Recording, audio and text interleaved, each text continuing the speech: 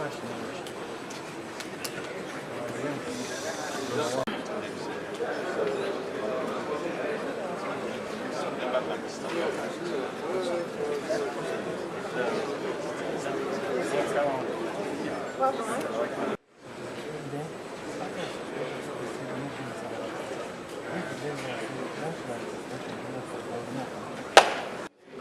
don't know the life, you don't know movie. So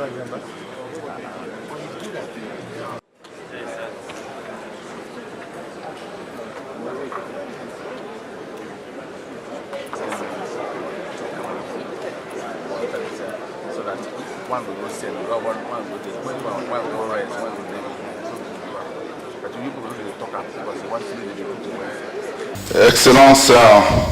Monsieur le Président Jonathan Goodluck, Président de la République fédérale du Nigeria,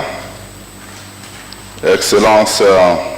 Madame Ellen Johnson Sirleaf, Présidente de la République du Libéria, Excellence Monsieur Jean Eliasson, Vice-secrétaire général des Nations Unies, Excellence Monsieur le Ministre Pierre Moscovici, Ministre de l'Économie et des Finances de la France, Excellences, Mesdames et Messieurs les ministres, Excellent Docteur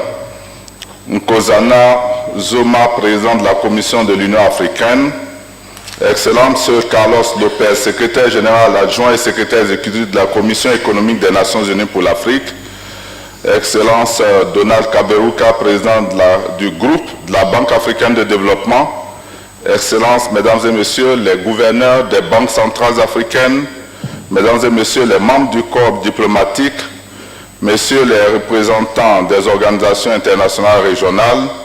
Mesdames et Messieurs les experts, honorables invités, Mesdames et Messieurs, je voudrais vous saluer tous et dire que nous avons l'insigne honneur de vous accueillir à la 7e réunion annuelle conjointe de la conférence des ministres de l'économie et des finances de l'Union africaine et la conférence des ministres africains des finances, de la planification et du développement économique de la Commission économique pour l'Afrique qui commence ce jour. Avant de prononcer mon allocution d'ouverture, permettez-moi tout d'abord, Mesdames et Messieurs, de remercier au nom de tous les membres du bureau sortant, le gouvernement et le peuple de la République fédérale du Nigeria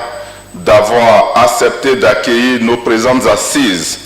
et pour la légendaire hospitalité qu'ils ont réservée à toutes les délégations depuis notre arrivée dans cette belle ville d'Abuja. Nous voudrons tout particulièrement remercier le président Goodluck Jonathan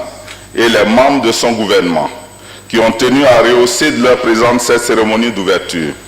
Permettez-nous également d'exprimer notre sincère gratitude à la présidente de la Commission de l'Union africaine et à M. Carlos Lopez, secrétaire exécutif de la Commission économique des Nations Unies pour l'Afrique, qui ont œuvré sans relâche à la tenue de notre réunion d'Abuja qui va s'ouvrir maintenant. Mais avant l'ouverture officielle de ces présentes assises, qu'il me soit permis à ce stade de prononcer, Mesdames et Messieurs, en ma qualité de président du bureau sortant, et ce au nom de tous ses membres, un bref discours d'ouverture. Excellences, Mesdames et Messieurs, c'est pour moi un immense honneur et un agréable plaisir, en ma qualité de président du bureau sortant, de prendre la parole à l'ouverture de cette 7e conférence des ministres de l'économie et des finances de l'Union africaine et de la conférence des ministres africains des finances, de la planification et du développement économique de la Commission économique des Nations Unies pour l'Afrique. Je voudrais à cette occasion exprimer toute ma gratitude et mon infinie reconnaissance à son Excellence, Monsieur le Président Goodluck Jonathan, au gouvernement et au peuple de la République fédérale du Nigeria pour sa générosité légendaire et son hospitalité chaleureuse, exprimée une fois de plus à travers toutes les facilités mises à la disposition des différentes délégations à l'occasion de cette 7e réunion annuelle conjointe. Mes remerciements vont également à l'endroit de la présidente de la Commission de l'Union africaine, de même qu'à Dr Liane Eliasson, sous-secrétaire général des Nations Unies, et Dr Carlos Lopez, secrétaire exécutif de la Communauté économique pour l'Afrique, pour leur leadership charismatique dans la conduite de leurs mandats respectifs en vue de la construction d'une Afrique forte, pacifiée et prospère. À leurs équipes respectives, j'exprime toute ma satisfaction pour les bonnes dispositions prises pour l'organisation de nos présentes assises. Enfin, je voudrais remercier tous les distingués invités participants d'avoir sacrifié de leur temps précieux et de leurs agendas respectifs très chargés pour honorer de leur présence remarquable la rencontre d'Abuja. Excellences, Mesdames et Messieurs, il y a de cela exactement une année que s'est tenue à Abidjan en Côte d'Ivoire la sixième réunion annuelle conjointe de notre conférence sur le thème « L'industrialisation au service de l'émergence de l'Afrique » sous le patronage de son Excellence le Dr Alassane Ouattara, président de la République de Côte d'Ivoire, qui regrette de ne pas être parmi nous ce matin pour apporter une nouvelle contribution à nos réflexions. Il m'a fait l'honneur de l'exprimer à son Excellence le président Goodluck Jonathan, président de la République fédérale du Nigeria, à qui il réaffirme toute sa fraternité. Excellences, Mesdames et Messieurs, les importants travaux d'Abidjan ont fait le constat que la croissance économique récemment enregistrée en Afrique n'avait pas profité au plus grand nombre, puisque des millions d'Africains sont encore enfermés dans les cercles vicieux de la pauvreté. Aussi a-t-il relevé que la croissance en Afrique s'était opérée sans un rapport étroit avec la création d'emplois et était des fois accompagnée par la montée des inégalités dans certains pays. L'accélération de l'industrialisation de l'Afrique nous était alors apparue comme un des moyens par lesquels les gains récents en matière de croissance économique pouvaient être maintenus et même amplifiés pour induire les bénéfices sensibles pour le plus grand nombre. Une année après, où en sommes-nous? Excellences, Mesdames et Messieurs, distingués invités, au moment où nous sommes réunis ici à Abuja, à l'occasion des assises 2014 de notre conférence, le monde entier regarde vers l'Afrique parce que notre continent affiche une situation économique robuste pendant que de nombreux pays développés et émergents montrent des signes de ralentissement ou de dégradation. En témoigne le taux de croissance économique du continent situé en moyenne à 5% au cours de la dernière décennie, certains pays allant jusqu'à afficher des taux supérieurs à 7%. Depuis 2010, l'évolution de la conjoncture économique s'est améliorée et les perspectives économiques de l'Afrique sont de nouveau favorables. Les dernières prévisions indiquant un rebond de la croissance de 4,1% en 2013 et 5,5% en 2014. L'Afrique est par conséquent en train de changer le cours de son destin, déjouant les pronostics, les préjugés et les prévisions économiques pessimistes formulées à son égard. Excellences, Mesdames et Messieurs, qu'il me soit permis de saisir l'opportunité de ces chiffres satisfaisants pour adresser mes vives félicitations aux ministres africains des Finances, de la Planification et du Développement économique pour leur pragmatisme dans la gestion macroéconomique en vue de la résilience de nos économies face aux récentes turbulences économiques et financières mondiales. Mesdames et Messieurs, le temps est aujourd'hui propice pour consolider notre croissance économique sur des bases plus solides et plus diversifiées et envisager un avenir où les jeunes générations pourront bénéficier des opportunités nouvelles induites par une industrialisation à l'échelle continentale. Mesdames et Messieurs, distingués participants, la 6e conférence annuelle que mon pays, la Côte d'Ivoire, a eu le plaisir d'accueillir les 25 et 26 mars 2013 à Abidjan, a posé les jalons de nos stratégies d'élargissement des bases de la croissance économique africaine. Dans ce contexte et en ma qualité de président du bureau sortant, permettez-moi de m'appesantir sur les principales réalisations au titre de la mise en œuvre des décisions et recommandations formulées en 2013 par la conférence. En effet, depuis notre dernière réunion et sous l'égide du bureau sortant, la Commission de l'Union africaine, la CEA et la BAD ont mené plusieurs actions en vue d'une réelle transformation structurelle du continent, parmi lesquelles nous pouvons mentionner l'élaboration de la position commune africaine sur l'agenda de développement post-2015, initiative visant à faire entendre la voix de l'Afrique dans le cadre la définition des OMD nouvelle génération.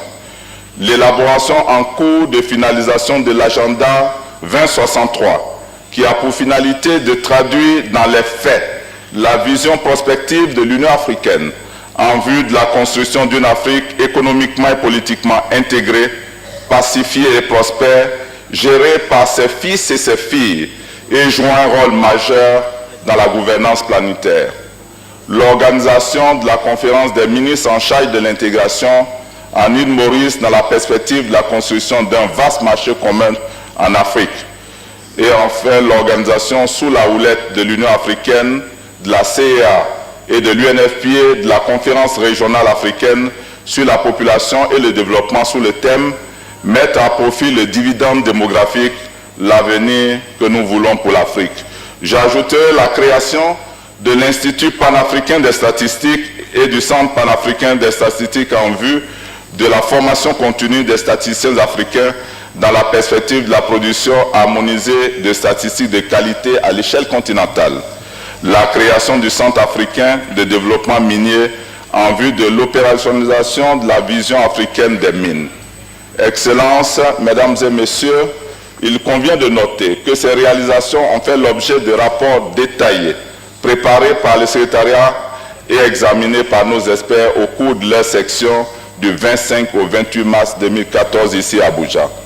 Excellences, Mesdames et Messieurs, honorables invités, distingués participants, nos stratégies d'industrialisation ne peuvent être pertinentes que si la croissance générée est durable et plus inclusive, se traduisant par la création de meilleures perspectives d'avenir pour la jeunesse africaine et la réduction significative de l'extrême pauvreté à un moment où l'économie, la structure démographique et la géopolitique internationale sont favorables. Ainsi, le thème de notre 7e réunion annuelle conjointe, l'industrialisation au service du développement inclusif et la transformation en Afrique, porte toute la dimension de notre conscience collective autour de cet impératif. Ce thème trouve donc ici toute son importance dans la mesure où l'objectif premier et fondamental de l'industrialisation africaine devait consister à réaliser une croissance qui soit plus inclusive, se traduisant non pas simplement par l'égalité de traitement et d'opportunités, mais aussi par la réduction profonde de la pauvreté et un accroissement massif et qualitatif d'emplois décents au profit de la population active et surtout de la jeunesse africaine.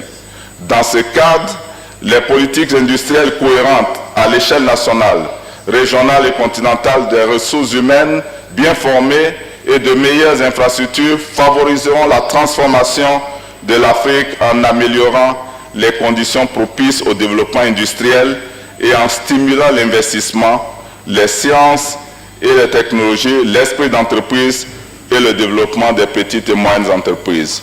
Excellences, Mesdames et Messieurs, si nous ne saisissons pas l'opportunité qui nous est offerte en ces temps favorables, nous sèmerons la désillusion et nous conduirons la jeunesse africaine à douter de l'engagement de ses leaders,